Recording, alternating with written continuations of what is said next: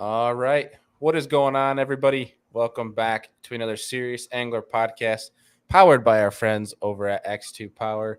As always, I'm your host, Bailey Egbert, and joined with me is the captain, Mr. Andy Full, holding down the fort while Deacon and I were roaming around ICAST last week, getting the coronavirus from everybody. Yeah. Not How are you exactly well. feeling? Oh, I'm fine. I'm fine. Good. Actually, I did a test last night, test this morning, because I was kind of feeling crummy when I was flying home yesterday, and we're good. We're still negative, so we're all good. We can still go to our tournament this weekend. You sound a We're all little squared away. nasally, but yeah, I heard Yeah, basically everyone there caught it. So yeah. Monday morning, I stayed a couple days in Florida to just come fish with some buddies, and Monday morning, a bunch of texts started rolling through. That was like, "Hey, you know how we had that meeting, at ICAST last week? Well, I have COVID. Figured I'd let you know." And I was like, I'm sure, our guest today, Mr. Jacob Foutz, probably got some text too. And it's just like, hey, by the way, I have COVID, and you're like, wow, I was having beers with that guy, and then, you're at the bar or something like that, and you have to scream at each other because it's so crowded and loud that you're like, there was definitely some DNA going on there. I probably have COVID, but no, somehow I'm negative here. So fingers we're good. crossed for you. Yeah. What's been up with you, man? You've been holding down the fort for us, which I feel like has been the motto for the past 2.5 months at least. It's been like the Andy show. People have been loving it. So kudos to you. And that's a scary thought for people to love this show. So they're probably sitting there like, this is a goddamn smallmouth show now. It's been Andy for 2 months. Yeah. And that's the funniest part is like every time I get on the lake with smallmouth, I'm like, I want to go catch a green one. Like it's absolutely terrible.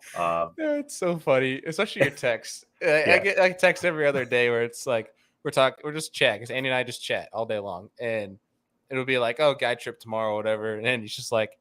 He goes, I need green ones in my life. I just want to go flip because that's so much to ask. Because I just want a client that wants to go largemouth fishing. Oh, I love largemouth trips because we just put 2 flipping sticks in our hands. I teach you how to flip, and then we go and jam on them. No, the smallmouth fishing like July and August is so tough, especially at my end of Erie, and you basically have to fall on them to catch them up, and then they're gone like 20 minutes later. So it's been a grind out there, but we're catching fish, so that's all we can ask for. Yeah. It's still fun. It's still the Great Lakes. You can't argue that. It's beautiful. Yeah, beautiful country. We're going to be talking about the Great Lakes a little bit today because our guest had a banger tournament up there in St. Lawrence River. Insane day one. We're going to talk about, what was kind of going through his head after you have that drop that mega sack on day one and then having a good bag day two, then watching your fish fizzle out and the decision making, what's going on in your brain for that and kind of how you adjust from it. Because it's just fish or fish, man. It's gonna be interesting to talk about what was kind of going through his brain, his thoughts, trying to lead out the next day, kind of trying to figure out what adjustments to make. But before we do, we're gonna recap a little bit of ICAST with Jacob when we get him on the show here. But really fast, I am actually heading to the Susquehanna River tomorrow for my last, not the last Hobie event of the season, but my last Hobie event of the season. Capping off only 4 hours away, the closest one for me this year, which is very nice. Yes, to say it's basically home base. You could almost day trip that if you wanted. Yeah, I mean, it's like I think it's I'm driving an hour and a half to Morgan Marine because I'm actually not taking the Pro Angler this weekend. I'm taking the Susky's like 3.5 foot down, which is wild. So I'm going to pick up the iTrek, which is one of Hobie's like inflatable pedal drive kayaks that I could it's like you could get over inches of water. So I'm going to go switch it out, go light, super light, which I'm actually looking forward to. Not even bringing the graphs. Like I'm leaving them at home because I don't think you can wire things in an inflatable kayak. So we're not doing that. But I'm looking forward to it because it's our last Hobie event until TOC in November. And I got a bunch of buddies staying with, like Drew Gregory, a bunch of guys that are actually local to me that are fishing it. Finally, some New York boys stepping up and fishing one of these bigger events. But either way, it's going to be fun. Exciting. Yeah. I'm excited just to film the next 2 episodes of Chasing Hardware. I have like literally 7 videos I need to edit for the YouTube channel. If people have not checked out Be the Fish or Full of Fishing, Andy's channel, check those out. But it's been like a 3-week hiatus because I haven't had time to edit But yeah, you are gone with the wind. You are a well-traveled man at this moment. I am racking up the miles, man. I'll tell you what. My fiance, while it sucks, she's getting annoyed because I'm gone so much. On the bright side, our honeymoon's going to be super cheap because we're going to stay everywhere and travel for free. Yeah, so I mean, I guess that is a positive if she makes it Somewhat. that long, right? Like if you Yeah, can deal if with I the don't traveling. if I don't get divorced before I get married. Yeah, yikes. Yeah.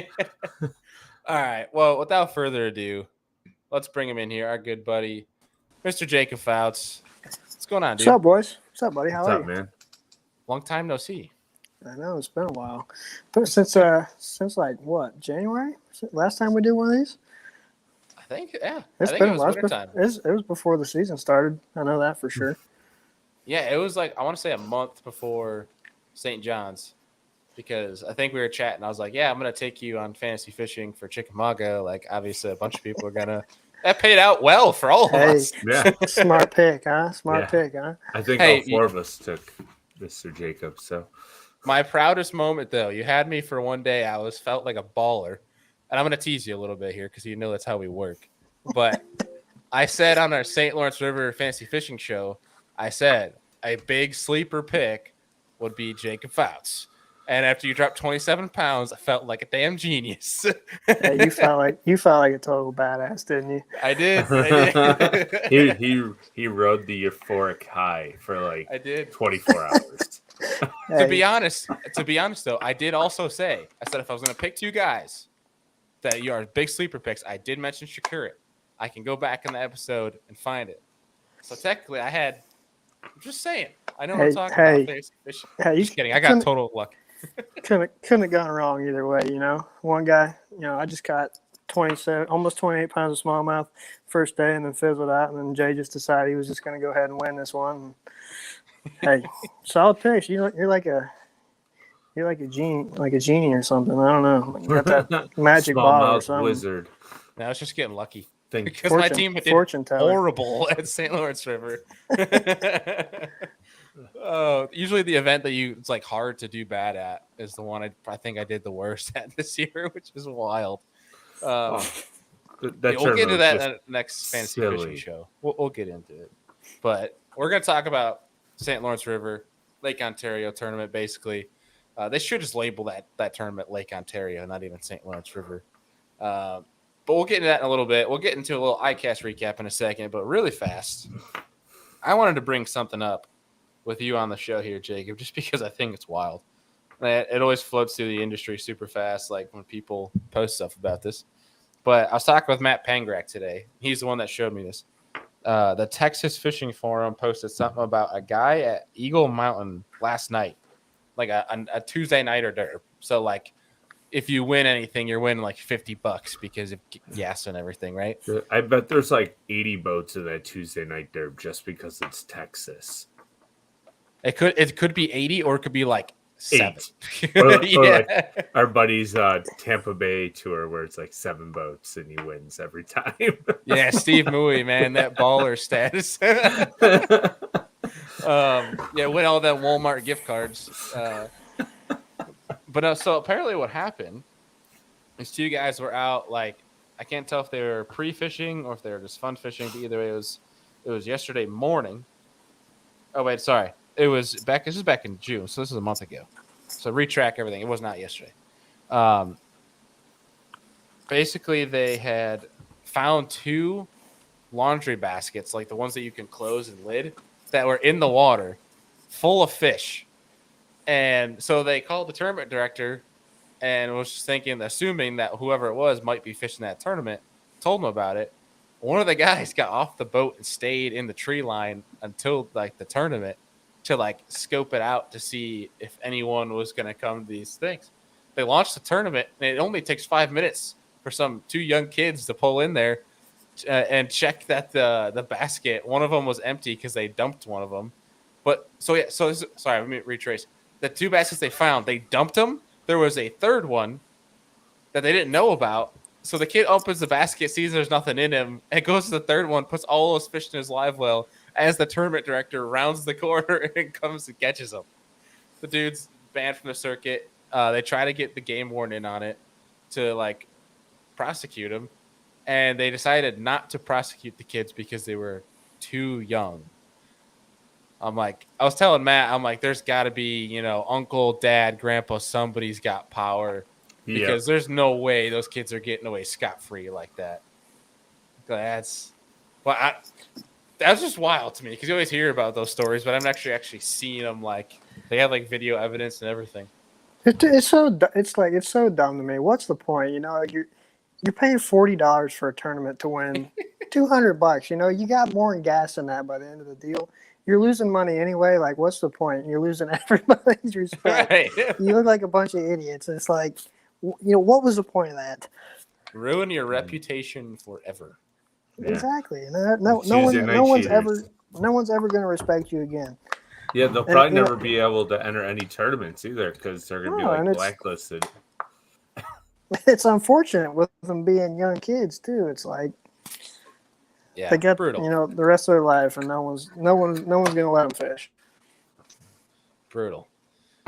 Yeah, and I guess there was some other deal that's going on. I don't have all the facts, so we're not going to talk about it. But it's like there's this new deal in the kayak game called the Kayak Fishing League, and apparently it's like a team style tournament. So you have like 2 locations go at each other, 5 versus 5 type of deal. Well, apparently, like one team. From the facts I've gathered thus far, is that they couldn't make the tournament, so they forfeited the tournament. So they got banned for 2 years for forfeiting a game. Wait, right. I was like, what? Doesn't even make any sense. No, I don't know. Let's punish you for not being able to make it. Like, brilliant. I'll get all the facts. some good logic. Yeah, right. That's fantastic. Andy and I are gonna do a show for Friday on river smallmouth. It'll be perfect because I'll be at the Susky when we record that one, and I'll have time to gather the facts. So we'll come back for it. And also, if you guys aren't listening or watching the Kayak Bass Nation, I'm sure their podcast, they're going to go after that. So yeah, stay tuned. It's going to be interesting. I'm actually excited to hear the details on that because that seems absurd. But all right, that aside, Jacob, did you have a good ICAST? Buddy, I had a great time. That was a trip. That was the first ICAST I've ever been to. So it was an experience. I know that much. Hopefully, I didn't catch COVID. But so far, so good. Are you feeling okay? Oh, I'm feeling like $1 million. Oh, then you're fine. You probably got it scot-free. That's good. I'm surprised that's your first ICAST. First one I've ever been to. It was a trip. It was cool. Cool getting to walk around, seeing everyone in the industry, and you know, it's cool to see everyone from all different circuits and hang out with everyone. It was a good time. Heck yeah. I heard from people that it was way bigger than before COVID, but that also like the traffic was smaller. So I'm almost thinking like maybe it was just like more spread out. That's why the traffic seemed lighter. But I mean, I thought it was a great show. I always like going to the ICAST Classic, everything, just because like you get to see the people like you, Jacob. I rarely get to see you. Like we might text a bunch, but I don't get to see you very often. So, like, the show's great because you get to see so many people, but you're, like, talking to one person, and then you see somebody else, and they're coming down, and you're like, oh, hey, and you spark a conversation, and that person, like, you were originally talking to left, and then it's just, like, it's like, yeah, especially for my attention span, you're like squirrel, like, left and right. You got about 10 different people. You got about 10 different people pulling you in 10 different directions. Yeah, you got to like just fix an elevator speech of like what your life has been like since the last time you saw that person, because you only have 30 seconds before you see somebody else that you know, and then your conversation's done. Catch up with you later. Yeah. But no, it was great. I mean, in terms of, so I was there obviously for work, so I was in a lot of meetings and stuff, but I did get to make some rounds to folks. Got to go see a bunch of our sponsors that were there. Got to catch up with the boys at Blackfish, Do It, Hobie Eyewear. Omnia Fishing was there as well, so it's cool to see all those boys and get some dinner, get some hibachi, grab some beers. That was pretty fun. But ICAST was interesting. They had like a whole new room like from last year. Last year was pretty low key compared to recent years, from what I'm told. It's only my second ICAST, but there's some interesting products that came out. A cooler won the best of show, which I thought was interesting. The guy had a great story.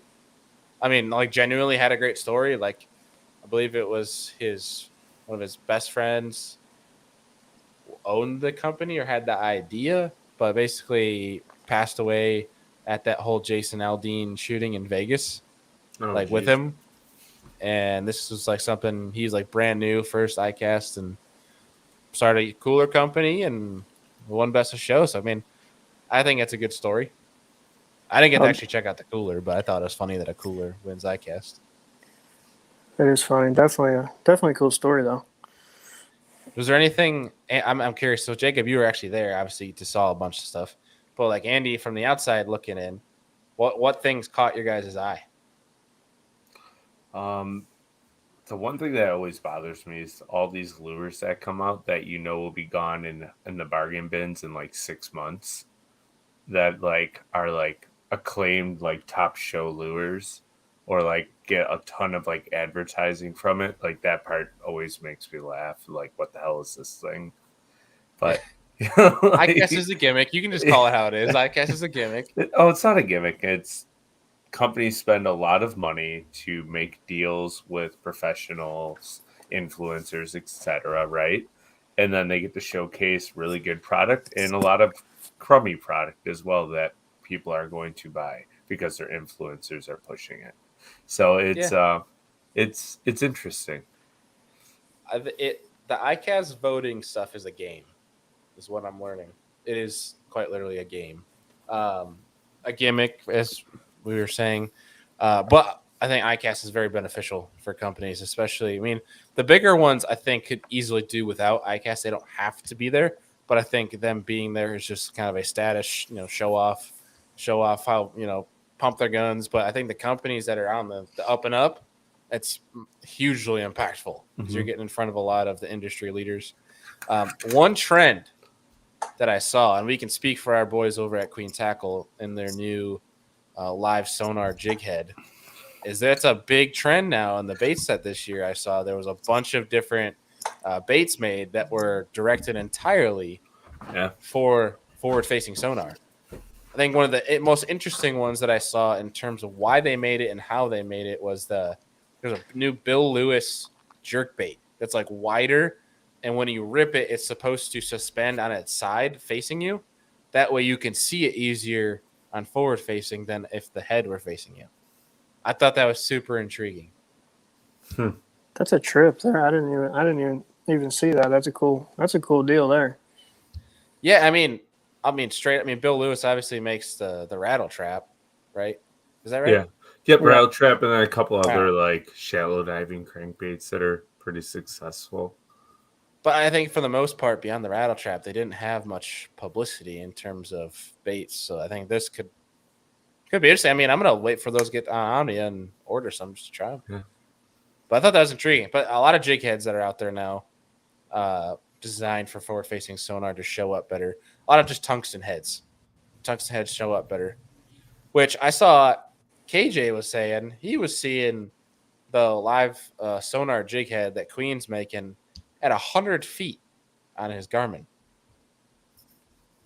That's freaking wild. 100 feet? It's got to be like the 3/4 ounce one. Because, I mean, like, if you think about it, it's hard to see a 1/2 ounce drop shot weight 100 feet away that's tungsten. I mean, I could see a 1/4 ounce tungsten drop shot weight at 60. Yeah. So dude, that's one of those things I had to see it for myself to believe it. To be honest, because like 100 is really freaking far for forward-facing sonar. I don't care what company it is. Yeah. I'm not one to doubt KJ because KJ is a kind of a low-key wizard when you talk to him about stuff. He's pretty sneaky. He'll tell you when you ask. He won't lie, but like he's pretty sneaky with some of his stuff he does. Yeah, that dude's good. I've been fishing against him for a long time. He's been taking your money for a while. Hey, buddy. Likewise. Don't worry. I'm just busting your balls. Just busting. He's so mean, isn't he? It's not real, dude. I thought we were friends. It's crazy. Yeah.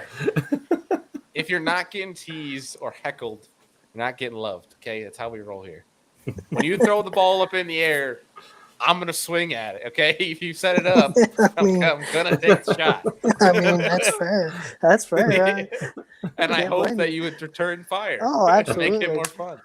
See, Andy just takes it and laughs, or he doesn't return fire. He doesn't make it any fun. But when I get you, it's always a good one. See, that's what I'm waiting. I'm always waiting for it. It's got to be. I'm gonna one up you.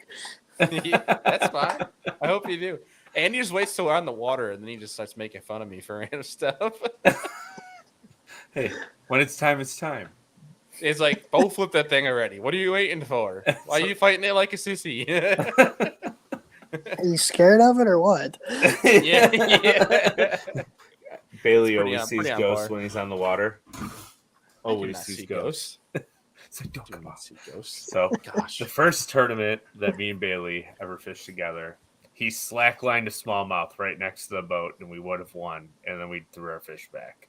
Was that our first tournament? It was our first tournament we ever fished together. He's fighting a smallmouth on a ferry wand, spinning rod, and he comes around, he does like a figure eight, and the line goes slack and just comes off. And I was like, "Oh, yeah, great. What are you doing?" So ever since then, we make fun of him. Unbelievable. That's like rule number 1, dude. Come on. You don't ever give them slack, dude. I mean, okay. I feel like we've argued about this for like 500 episodes out of 300. I wish we recorded that day because I don't think I slacklined. He just jumped at the boat. Oh, he didn't even jump, bro. Dude, like you literally just like eight, opened his mouth and it just came out. If you tried to hit him with the figure eight, you had slack in your line for half a second at least.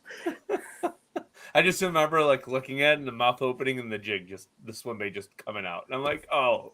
Okay, to be fair, okay, Jacob, let me set the scene here. This is like a 2-pounder. So on this lake, it's a freak giant. But like 3 days earlier, I was catching 28.5 pounds on Erie. So I'm sitting here like, oh, 2-pounder. I got whatever. Like, didn't really care. Realizing that fish probably actually would have won us a damn tournament. Oops. But yeah. Unbelievable. Yeah, I felt pretty stupid afterwards, but whatever. You have that, you know? Hey, it happens, dude. Fishing. Life happens. It happens to all of us. But speaking of putting smackdown on some smallmouth, you had yourself a pretty fun day up there on the St. Lawrence River. Oh, buddy, let me tell you what. That's the most fun day I've ever had, and I only think I caught 7 fish all day. Let me tell you what. Well, I didn't catch that many, no. I was done by 9:30, really. I thought you would have been blasting them. I mean, I could have if I wanted to, but what was the point? Right. You know, I had 27:15 at 9:30, so I'm like. So walk us through it. Walk us through the day. Like, when you were taking off, did you think you were going to have over 25? No shot. I didn't really. No. I didn't really have that great of a practice, to be honest with you. I mean, I caught some big ones, but I didn't think I could. I figured I could catch like 20 to 22, and I thought that was going to be pretty dang good. Nope.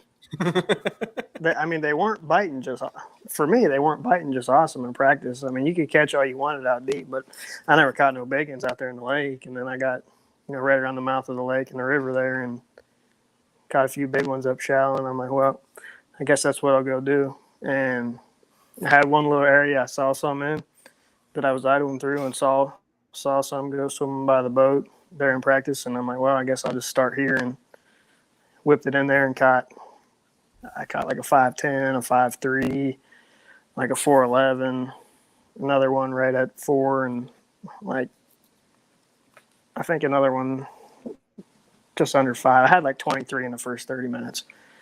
I'm like, oh, that's plenty. I'm good. So I'm like, I'm just gonna go run new water now. And first place I pulled in, I see a 6.5 swimming down the bank, fly over there and catch her. And that got me to 26, and I'm like, oh, I'm done. And so then I'm just out there in like 12-foot of water, just drifting, eating a sandwich. Fired my deal out there and cranked it about 3 times and catch a 5.5. And I'm like, I got 27.5 on my scale. Like, I probably got close to 28. And dude, it all happened so fast. I'm like, what? I had no time to process it. I'm like, I don't even know what just happened. But I spent the rest of the day. Practicing, and I didn't find any. I found like 2 areas I thought would be halfway decent, and they turned out to not be halfway decent. And I'm like, oh, gosh. Well, I'm probably toast. Oops. So when you say you saw the 6.5 that you sight fish, basically, was that you throwing hair?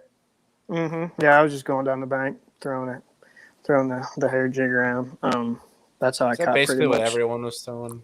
I think so. I think everyone got on that deal. Like there wasn't just a bunch of fish up there shallow swimming around, but the ones that were up there were dang bacons. What do you think that's all about? Like, do you think there's a specific reason for that? I think it was the full moon. I don't think they were up there spawning. I've seen it on Erie where that full moon there'll just be big ones up swimming up shallow just for fun. I don't. I mean, there was still some.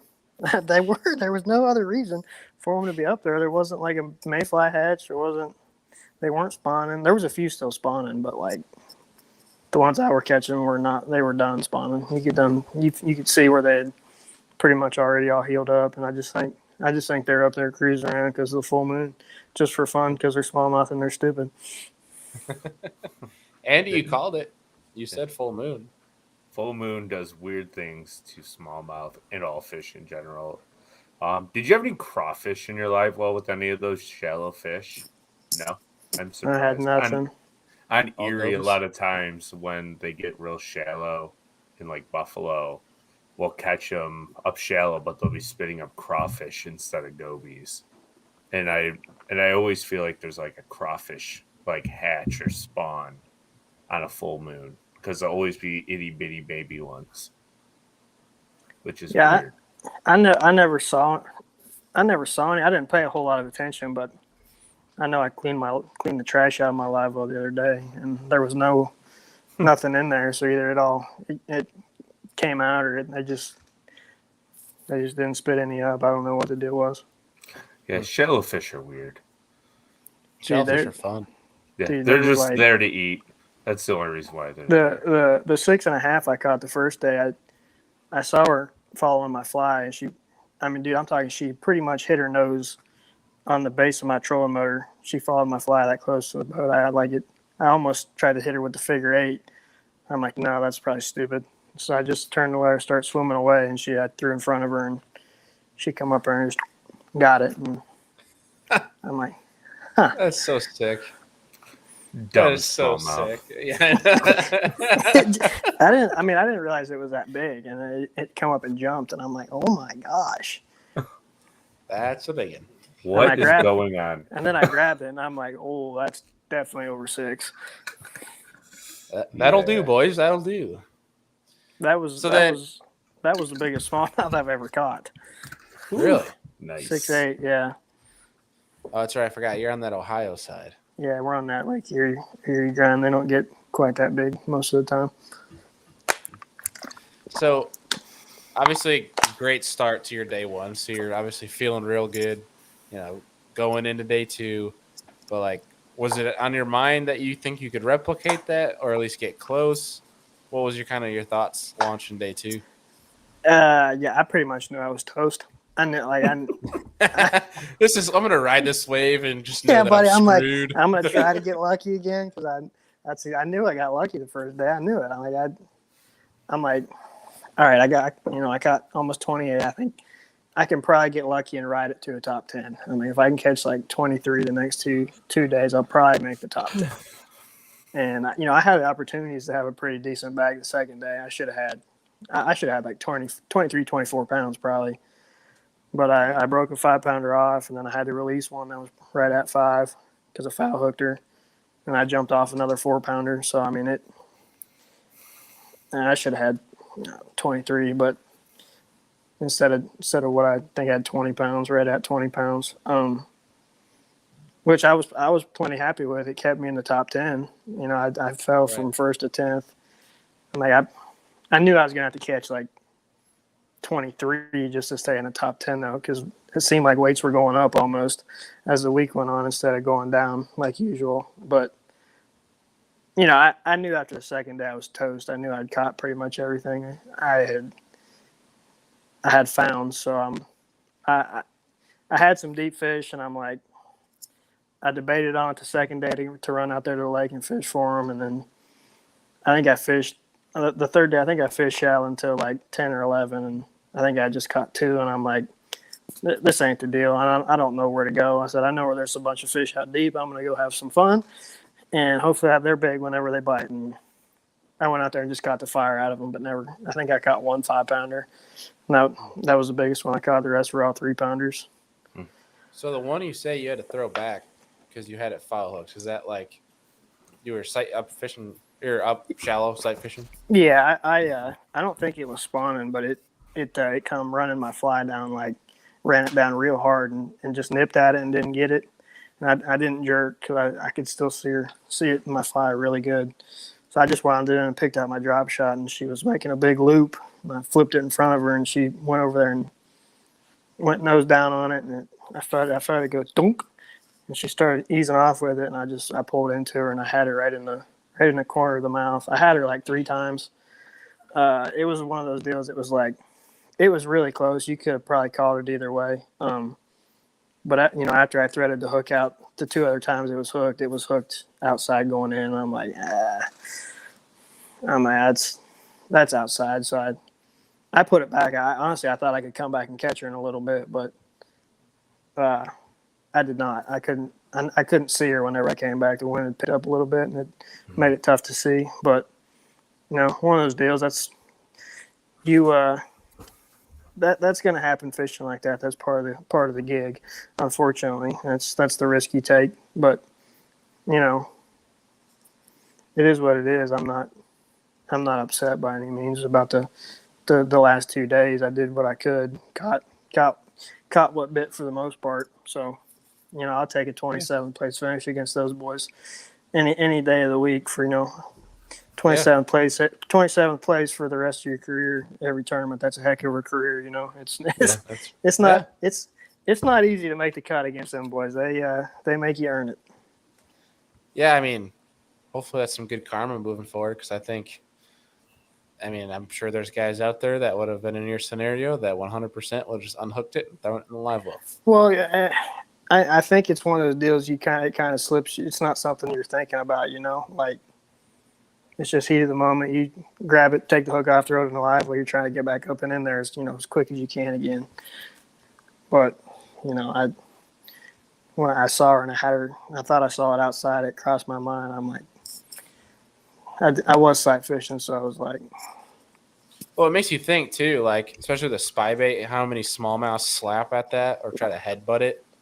How many guys caught one that was, treble hooks outside the face. I mean, what's the rule? You need at least one of the hooks inside the mouth. Yeah, it has to be inside the mouth. If the mouth's closed, the tip has to be inside. Like, outside going in instead of. Yeah, I would be terrified to throw spy bait in a sight fishing derby. I wouldn't. That's why That's why I wouldn't tie one on. I'm like, these are or the strongest jerk bait. fish. Those were the strongest smallmouth I've ever fished for in my life. There's absolutely zero quit in them, dude. You'd catch one literally. You'd unhook it and throw it back in the water. He'd just lay there on his side. He was so exhausted. It would take him a couple minutes to come to. He was just laying there. I'm like, is he dead? Yeah. I'm like, in practice, I'm like, Poke the bear. I'm like, that sucker's dead. I'm like, I don't know what to do. And I'm like, and suddenly they just swim away. Go crazy. But I think it was the last day when Corey was on live catching his 28-pound bag. He had a 5 that obviously was one he needed. And he gets to the boat, and you can see on his graph, I think it said he was in 13 or 14 foot. And he's trying to belly the thing, and he misses it. The thing you could see within 5 seconds, the thing's already down at the bottom. The camera's watching it. You could tell by the shadow. Its belly was almost on bottom and swimming away, and his drag screaming. Those fish have no quit. You think they're done when they're at the boat. They ain't done. Dude, I'm those were the strongest pulling fish I've ever caught in my life. They just dug and dug and dug and dug. And they were smart too. If you watch them, they try to get your line under a rock or something. They try to bury themselves up in a rock to try to break you off. Because I had a big one the first day get me in a rock. And I watched her. She come off the rock. I hooked her. I fought her. She fought back to the rock and really went up under up under the lip of it and pinned herself there and was I'm not moving. sawing back and forth. I'm like, oh my gosh. Do you think that is the fish actually knowing that it's like has a line connected to the hook, or do you think that's a fish trying to that feels danger, trying to escape to where it feels safe? I think it's probably a little bit of both. That'd be kind of sick to think that they can feel the line. Yeah, I mean, they know. I think they know something's going on. It's tough. It's tough to say. We can't read their minds, but it's like, I mean, I could see it. I could see it both ways. I guess. That's going to be the next big thing. It's going to be a forward-facing sonar that'll tell you the fish's thoughts. Gosh, dude! If it ever comes down to that, I'm not fishing anymore. That's no fun. You can only imagine what they're thinking of humans casting lures at them all day. I know if Andy was a fish, it would be Dora. Not Dora, Dory. Okay. Dory. Oh, just imagine. 100%. Just imagine what would go through. Imagine what would go through your mind if you're sitting at the McDonald's and you put the cheeseburger in your mouth, and next thing you know, you're getting ripped up towards the sky. It's like, what the heck is going on? What is it? What's that scene? It's on like people are making reels and TikToks on it, where when a fish gets hooked and it's the guy sitting in the office that shoots out of the chair to the ceiling. Pretty much. Like what? You're a pound and a halfer and you're punching and you lay into that thing and it goes skying over your head. Like, what is going through that fish's mind?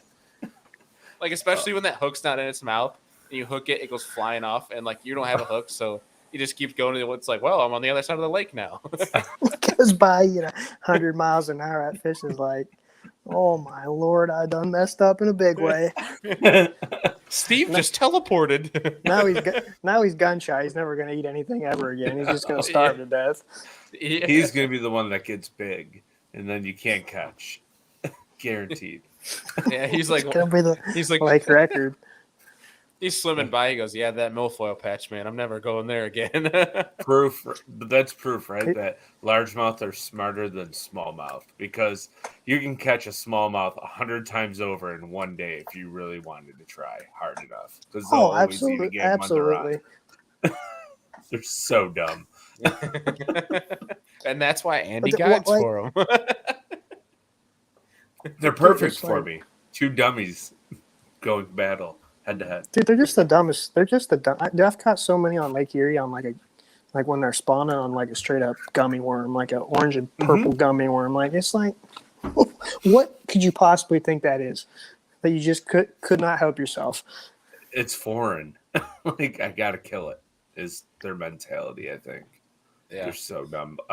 One of my buddies, I went with him spawn fishing. He was catching them on a pink, if I remember correctly, it was like just pink fur on a hook.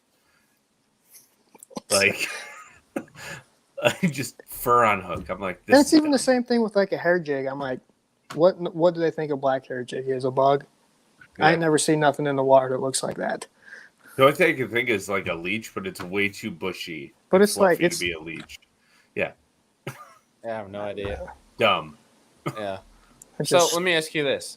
So you have 27, and what was it, like 27 high, 27 and a half on 27.15. Okay, yeah, so basically 28. And you go to day 2, and you realize, like, we're not going to get, like, our fish aren't here that, like, we thought were going to remain, or we're not getting as lucky as we did on day 1 for those big ones just kind of showing up, right? So what's kind of going through your head after day 2 and morning of day 3 and kind of trying to put together a game plan? Like, what's your adjustment to try to go refine some bigger fish or just make sure that you're around them? Yeah, I knew. I kind of figured I was going to have to go out to the lake and fish for them deep fish. I figured probably some of them got found, but I thought I had enough to where I could probably, scratch out. I don't know. I figured I could catch 20 out there if I had to. I only practiced. I practiced out in the lake the first day of practice. I mean, I just caught the fire out of them out there, but I didn't catch any. I don't think I caught any over 4.5. I'm like, that is not the deal. You know, and then second day I fished out there for 5 hours. I got sick of fighting the waves and bobbing up and down like a freaking bobber in the ocean. And then the third day it was gassing so hard. I'm like, there's no shot I'm going out there. I'm going to sink for sure. So I had deep fish. I didn't know. I knew the third day I was going to go try up shallow, you know, just in case something crazy happened and a big wave came up shallow and was just swimming around again. And, you know, I saw enough fish the second day. I figured I could catch a few more up shallow the third day than what I did. I still had some fish I didn't catch the first and second day that just wouldn't bite for some reason. You know, I figured I could go back through some of those areas and catch a couple of those fish. But I could tell the third day it wasn't happening. They'd follow my fly back to the boat and wouldn't bite it for some reason. I don't know if it was just the pressure from me fishing through those areas or me and other guys. I mean, I didn't see anyone else fishing those areas, but I figured it was something weird was going on. I noticed it the second day in the areas I was fishing. They didn't want to commit. They'd follow it, but something was off, or that they'd come up and just barely get it. Like everything I had hooked the second day was like just barely had it. And but I knew going into the third day, I'm like, I'm gonna start shallow, see if I can catch a couple. You know, maybe get lucky. Hopefully, a couple more new ones that showed up or something. And that wasn't the case. On my way out to the lake, I started, you know, hopping around in some new areas and didn't catch anything. So I went out there to them deep holes, and I think my first 12 casts out there, I caught one. But I wasn't around the big ones. I never got around them. I caught one that was like 5'4" or something.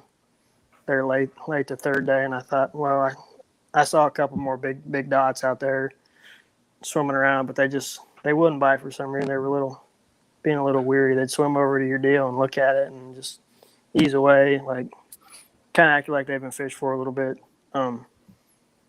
But I left the lake at like 2. I gave myself some time just to fish in the river on the way back, and I pulled back in the river and started throwing that fly around and caught like 6. So it seemed like they started biting it again.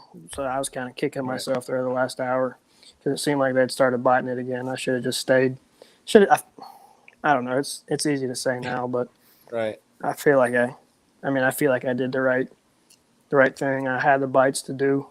To do much better the second day, and it just didn't happen. And I had a couple expire on me, a couple die on me that cost me probably 10 places. That's brutal. Andy, when you see smallmouth doing that, where they're like what Jacob's describing, where they're just barely getting a fly, or they're obviously feeling a little bit pressured, what's your first move to try to trick those fish? Biggest thing is just change colors. Like I'll just rotate colors and see if they'll bite a different color, or I'll go heavier in weight or lighter. So I'll start messing with weights, like drop shot weights, or go something completely off the wall, like a 1-ounce tube, and just try to drop it on them as hard as I can, and almost try to get them to react. It's usually those 3 things. In front of their face. Yeah. So that's what I was kicking myself because all I had was black flies. That's all I had. Yeah. That's all you brought with you, buddy. That's all I ever use. That's all I ever need. Gosh, there is one thing that gets super overlooked too. I apologize for cutting you off, and that's a single swim bait. Even on deep fish, you just back away off them and you cast as far as you can. Count to 100 to let it sink and just slowly crawl it across the bottom. Okashira. Not even that, just like a football head. I know. I'm just saying that too. Yeah, Okashira. You can go no blades. Like, there's all kinds of different things you can do. You throw that Okashira head yet, Jake? Scares me. I don't like that blade. You don't like the blade? It works. I don't do that. I don't. Oh, buddy. Like when I'm in a pinch, I just need a bite. I don't care if it's a dink. I'm putting on an Okashira head. Dude, I learned that from a guy who fishes chick. Dude, when I fished that open at Norman last year, dude, everyone was throwing an Ogie Surehead. I'm like, Really? nah, I'm good. Oh, maybe it's not as low key as that was. Like all the guys I was staying with were like running to the tackle store the day before to get more of those heads, and I'm like, buddy, just put a 2.8 Kitech on a 3/8 ounce head, and a big spot will about pull the rod out of your hand. It's like I'm good. I don't know. It's a me thing, really. It's not like I feel like with a swim bait like that, they get such a good look at it. The natural or the more natural it is, the better for me. I don't know. That's just a confidence thing. What I think it is, honestly, I don't think it's much the blades that do anything, but it's the blades, especially if you have sun, makes it shine just a little bit, whereas a swim bait, like a normal ball head with a paddle tail, doesn't. Not that that's bad, but it's just something different. I don't know. When you get bites on something, you just build the confidence for it in a certain situation. Yeah, I don't, dude. I've never caught them on an underspin good, so I don't like. It's just something with swim baits and blades for me that I'm out on. I'll join you in that. I don't know why I can't catch crap on a dang underspin. I could be catching one every cast on a ledge on a big swim bait and pick up a swim bait with a big 1 ounce underspin or something and fire it out there and no shot. I'm getting a bite. Doesn't make any sense. Yeah. Same thing with like a big scrounger head. I've caught like 7 bass total on one of those my whole life. But it's a really fun bite. I love a scrounger. I know, dude. I could go with anyone, and they just be blasting one every cast on one, and I pick it up. I ain't getting a bite. I'll go back to slinging my 10XD. Well, it just tells you fishing is 100% confidence. The fish are going to eat whatever you're throwing as long as you're presenting it the way you have confidence in presenting it. Absolutely, it is. Yeah. So looking forward to Oahe. You're probably not looking forward to driving out there, but are you looking forward to how that might set up? Yeah, I am. Everyone I've talked to said it's going to be like really good, like way better than the last time they were there. I guess that end of the lake is like night and day difference from the south end that they fished when they went in like 2018. I mean, it should be a good tournament. I'm looking forward to fishing it. I love nothing more than smallmouth. I feel like we get along most of the time. So I mean, it should be fun. I'm looking forward to it. I'm not looking forward to the Mississippi River. I can tell you that. There's smallmouth there, though, right? Why not? Dude, everyone I'm talking to says how bad it's going to be. Oh, great. You know what happens whenever people like talk something up with how bad it is? It ends up being like one of the most fun things ever. I mean, you know how our guys are. They're the biggest whiners and sandbaggers are in the whole world. So gosh. Like, practice was horrible. I had 1 bite in 3 days, and then I dropped 27 pounds. It's like you have a St. Lawrence where it's like, oh, they're not biting that good, but every 60-something guys catch 20 pounds the first day. Yeah, they aren't biting. Okay. Yeah, it's like it's funny with like the Great Lakes and stuff, and you can attest to it too from fishing like Sandusky. It's like if you're not catching like 15 fish a day, it's a bad day. Even if they're all big ones, like it's a bad day if you don't hit like that 15 bite mark. When you're getting 7 bites a day, the fishing is terrible, but it's still great because you have a shot at like the most insane bag of your life every time. Bet you if you were in a kayak, you would have caught 30 today. Probably because I'm more silent. You can go ahead and stop. All right. And now we're talking about live sonar earlier. I want to make a point here. I wonder how much clearer graphs are on a kayak because there's less electronic interference and wires running through the entire boat. There's less stuff running all the time. Could be. I think if you just wire your stuff right, you don't have a problem. Okay, I got a question that just bothers me about kayaks. All right. Okay. Here we go. Okay. Come on, Will. All right. I mean, I don't have a problem with the kayaks themselves. I don't have a problem with kayak fishermen. I'm curious as to why. Okay, let me ask you this. So like the kayak series you fish, okay? What do you say is like the average price range of a guy's kayak, or once he's got all his electronics and all that stuff? What's something like that run? So I'd say your average angler on, say, the Hobie BOS series, which is the one I'm fishing this year, most people are running Hobies. Okay, so Okay. like a Hobie Pro angler, we'll just use that Yep. for an example. Yep. That say a 12. Okay, a 12 is a $5,000 kayak. Okay. Okay, 95% of people are running one graph. Okay. So say 1,500 to $2,000. Okay. So you're at 7. Okay. And then we're assuming this person's buying everything at full retail. Battery to go with that. So it's we're gonna go lithium.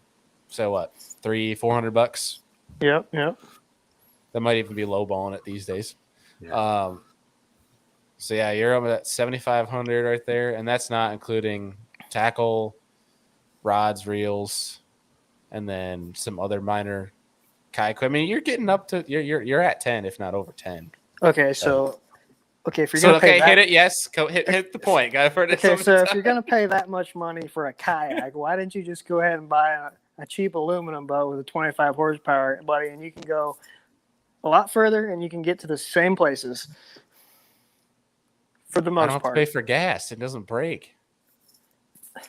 That takes away the nostalgia of owning a boat. It's part of it, you know. Let's get a break. It's gonna Well, here's happen. my thing. I like to go fish all day and have it not break. So I'm going to stay in the kayak.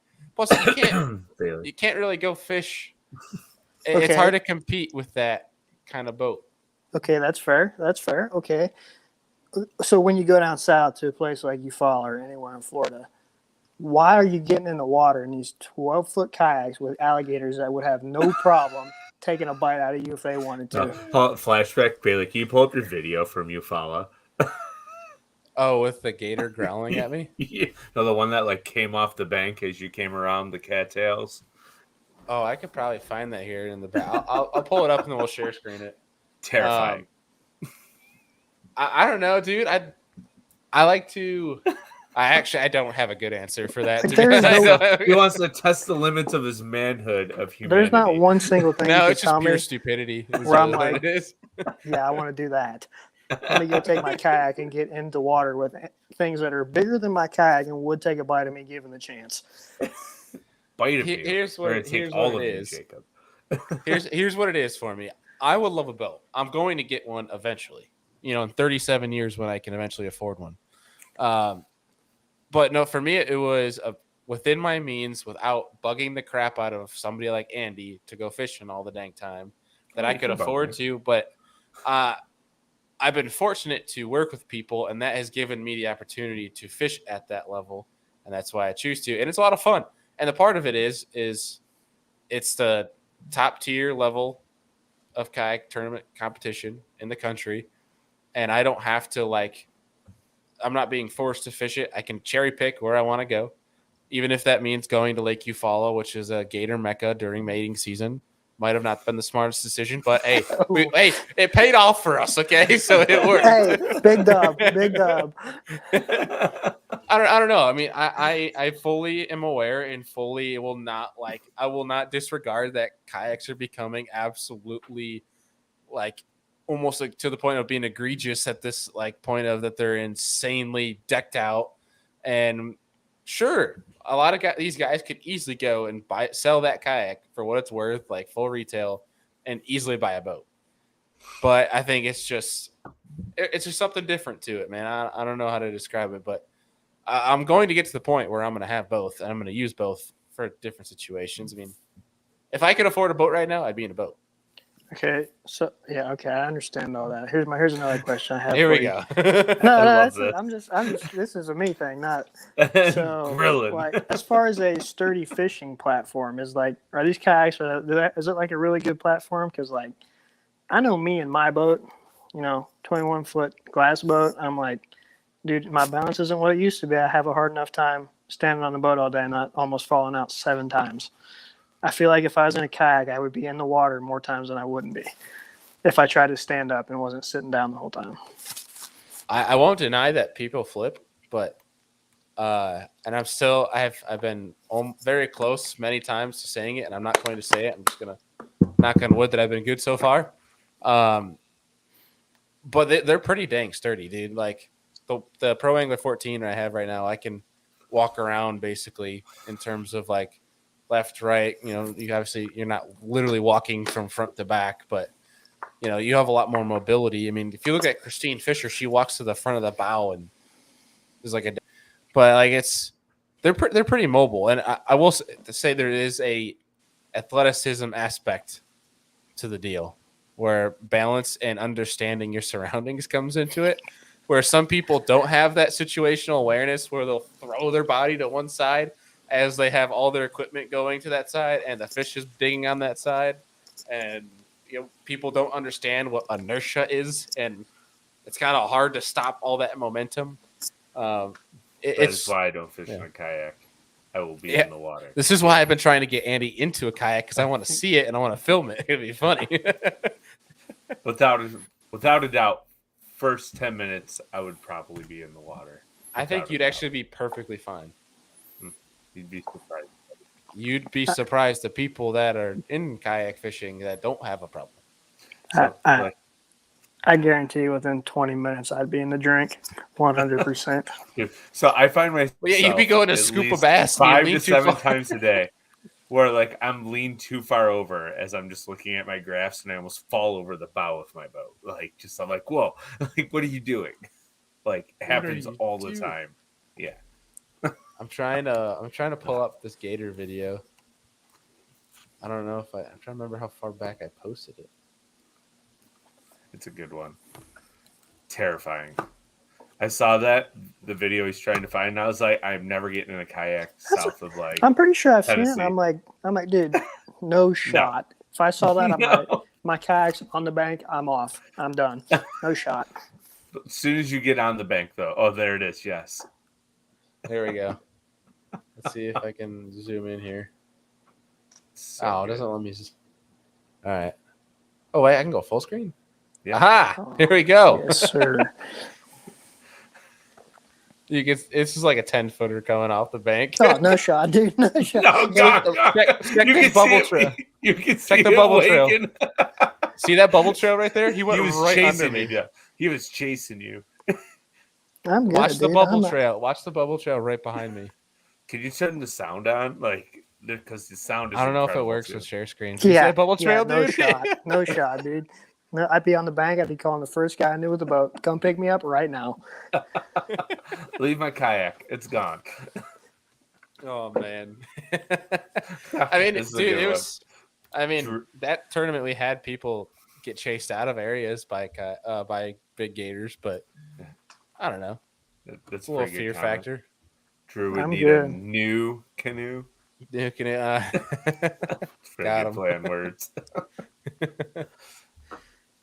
I don't know, man. It's just different. It's different. Some people get addicted to it. I mean, you could take that and stuff a boat can never get to. Oh, no, for sure. I definitely see the advantages from it from that perspective. I'm not against trying it, but like I think Keith Poche would be an insanely good kayak angler. I'm pretty sure he could take his little aluminum rig anywhere he could take. He admitted on a show we did with him recently that there's kayaks can get into some stuff that he can't even get to, but he puts in a million times more effort than those guys to get back to where he's going. Like a winch. He said he winches his boat over mud flats. Like, what? Like, you're nuts. That's some dedication there. I'm not going through that much work. No. Keith impressed me when I had him up at Lake Champlain for a media event. And the last day, he like shattered something on his motor, the cowling or something. I don't know. But basically, he broke it trying to hit a stump and then said, screw it. And just open throttle, just let her have it. Just afterwards, didn't care. And I was like, this guy's crazy. Love the guy, but he's nuts. Gotta let her eat, buddy. That's right. It's just a tool. Can fix it later or get a new one. That's right. We got the Bassmaster boys in the house. Right as we're about to sign off, you guys are late to the show. I know, way late to the party. Daggone. I know. Good grief. Well, so you have Hawaii coming up. You got Mississippi coming up. Beyond that, is there anything else you're kind of looking forward to coming up, whether it's summer or fall time? Hey, buddy, I'm ready for some Ohio State football. College football season is quickly. Gross. Hey, don't even, Gross. dude. You don't want to play this with me right now, dude. Gross. I have my team's with a big O too, but it's the better. You're probably better one. like a Syracuse fan or something dumb. No, it's still an O. It's still an O. You're probably like Although, a hold on. I wonder what's going to happen with Oregon now that the Pac-12. Oh, why'd is you like, have to give it up? not He was gonna Oregon. guess. Sorry. Oh my gosh! hell, Andy? Of all, My no. bad. Because I want to know Boo. what is going on with the Pac-12 and where Oregon is going to end up in 2025. I don't know. I have no idea. We got to get Bassmaster in the house. We got to get Brian Brasher from Bassmaster. He is the college football nut. I mean, he should start his own college football podcast, and he'd probably get so many dang followers. He's probably an Alabama fan too, isn't he? I mean, yeah. I mean, 1 + 1 is 2. Yeah. Yeah. But all I'm gonna say is, Oregon beat y'all's butt last year. Hey, we're not talking about it, dude. We're talking. You brought it up. We're talking about it. Told you if you throw it in the air, we're gonna swing.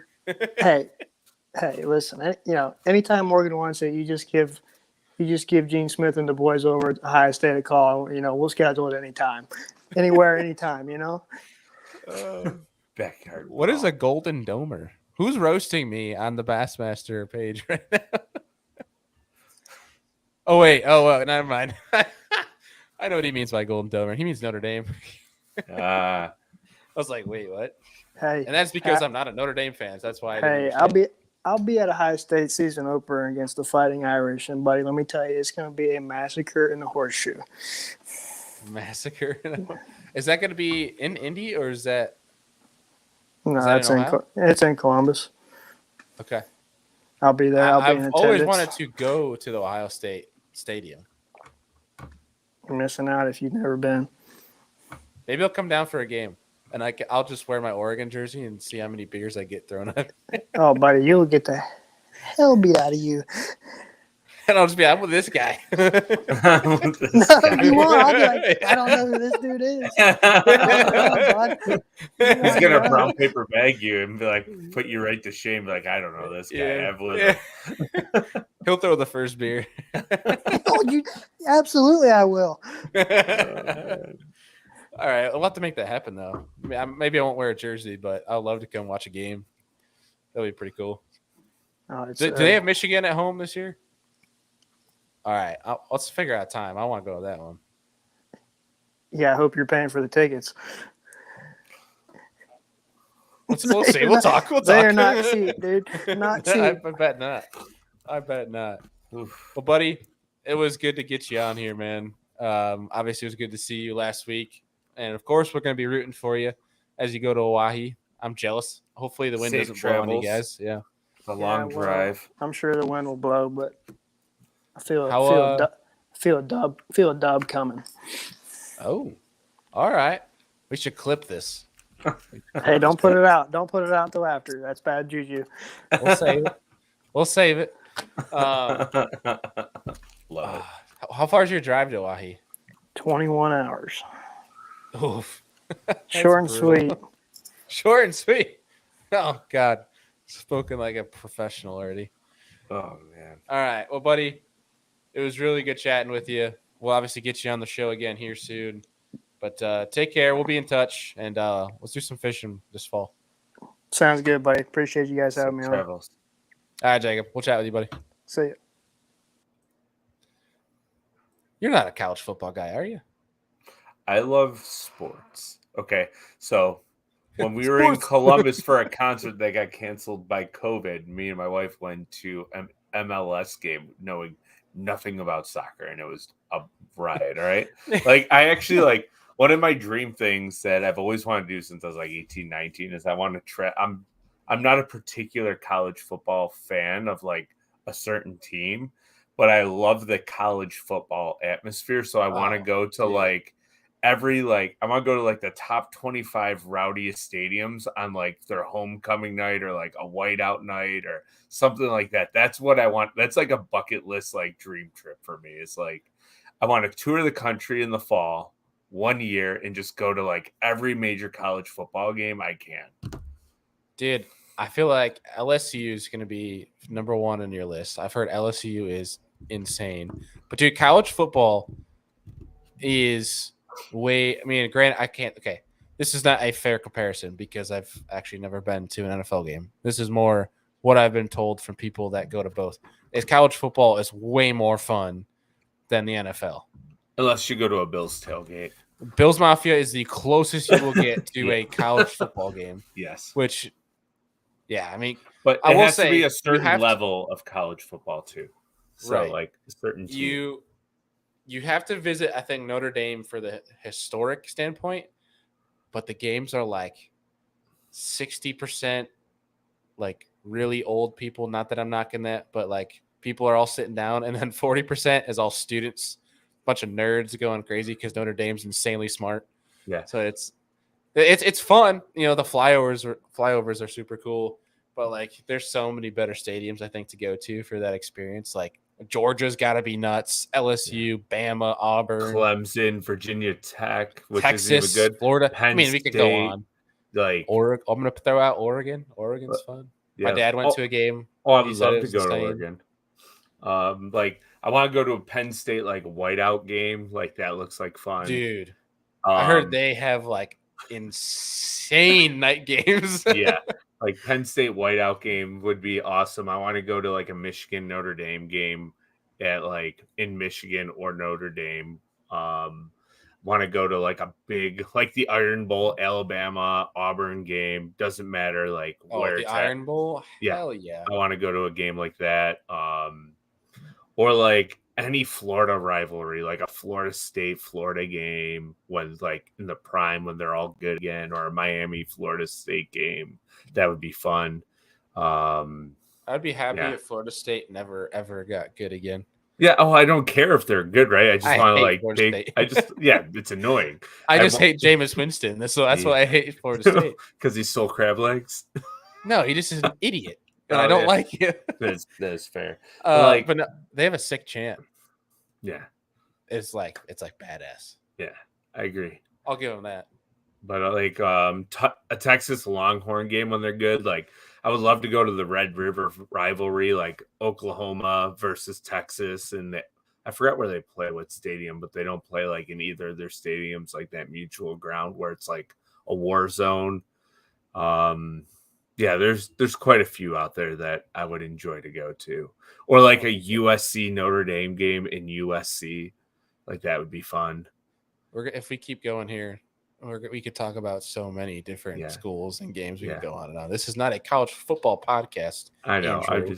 You got me in the rabbit hole. Like, I know. Just like dream things like what I want to do. Like, so for the folks listening or watching here, Andy is one of those guys that will find and make friends wherever he goes. And if you took Andrew to a college football, like random school, doesn't know anybody, and you took him to the tailgate, you will lose Andy, and then you'd find him an hour later, king of a frat, and like manning the long table, like just king of campus. Like that's what you'd find. He's just that kind of guy. Like, you look around, like where'd Andy go? You look Keg for him, stand. you find him in a toga, like just going nuts. And like everyone's just like chanting his name. Like no, I'm definitely not that guy. That's how I picture college Andy is. Oh gosh. Yeah. There's been some days. It's been some days.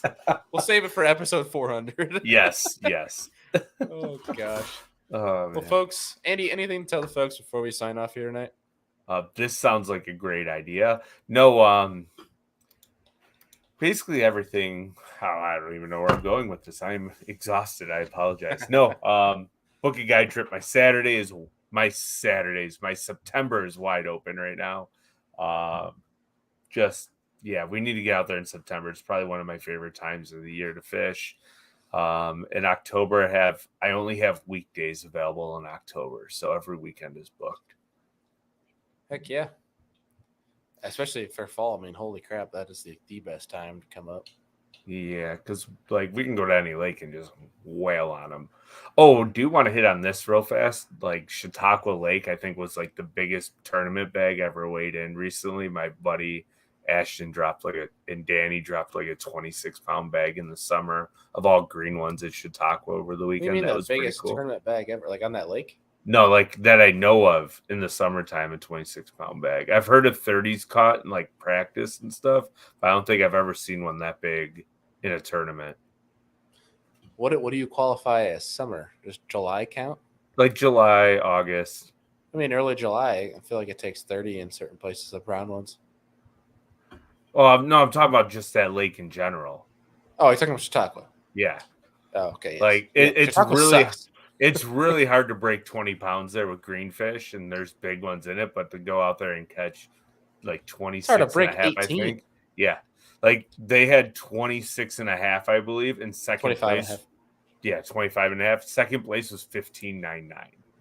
Like that tells you like how Whacked 'em. insane the bag was. Yeah. Like it was Boys wild. whacked them. Yeah, like whew, he called me. He's So- like, we've caught like 45 flipping grass, and they've all been giants. And I'm like, Good where? God, that's night and day. Yeah, I was like, where? Night and day. And Dang. yeah. Well, buddy, Insane. we're gonna sign off here because I got some more stuff left to do. Gotta And go I'm to up bed. at 4 a.m. So yeah, Yeah, gotcha. I'm getting up and headed to Morgan Marine first thing in the morning. Probably get up at like 5:30, heading to Morgan Marine, pick up the new rig, and then headed down. I got to work tomorrow, and then we are headed down to only 2 days of practice. I might try to sneak out in the evening tomorrow. I don't know, just for fun. It's a Susky, it's just a place to go have fun. The nice part is I'm already TOC qualified, so this is just fun for me. But I want to go watch my buddies Drew. I'm staying with Drew Gregory, Zach Hall, who many of you know on the show. A bunch of the New York guys are coming down. I want to see those guys do well. I want to see Zach qualify for TOC. I want to see Drew qualify for the TOC. Our TOC house is looking pretty lonely. It's me and Nolan Miner right now. So we're trying to get a few more boys to come down there. Either way, the place is a lot of fun. I mean, it's from what I've heard because I've never actually been. So either way, I'm looking forward to it. Folks, appreciate you guys. We will see y'all on Friday.